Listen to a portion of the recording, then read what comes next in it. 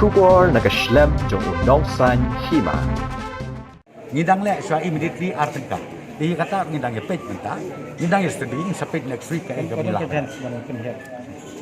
Nakada ako ngidang yesterday te, ngidang yesterday na ngisong. Kabangin hapsong lang na kaliang jong taxation, finance, nang ta na kaliang jong government mo they will take a decision accordingly. Kata kabangin lah ya, right? Then next week most likely kabangin sa page ay bangilakan. Benta pihak mapenhiar artengga mo baru. Hendai ngi ka petrol ka apoi bang hendai po. Aku nudu kata jing her. Kata nga taking into that consideration, hakabangi iba kaniki international price of diesel and petrol ka keep going up.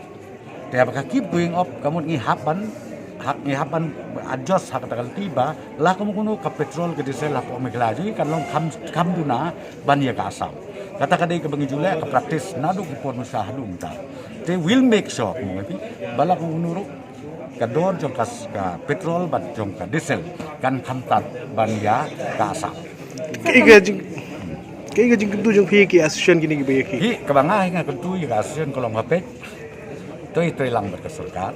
Ngila ada bela suatu rupiah kumau pi te lah kamu nuru ngi mentai kata kamu memorandum 17 songit ngatrai ngidang ya song ngidang perhat kayak ke ngila bela nang ni sekmat kam tame akan dikata yo banwan nama Rusia mempat don di kebangai ngapil ki ngom sangat no e bisneki ya namar bang ngiru go men ngidon kat not necessarily pinlai chamairang len pinlai chakleng banya pensai pa namar ba kaji pensai pa pi kaju oi ngila sutu ngila sai na go men ka e ka bangile tendai nga ngas kubon obar withdraw no ika di indefinite strike pi namar ba ki driver ki duja baro ye duja lut dengan try ba pin sedang no ika kam nang ta ya ka e ka issue ka baki i submit leng ba jonga haka to sngi bi pendu ngong ngin examine mangi nagle government seriously Long pin khadi karane mi ki menta.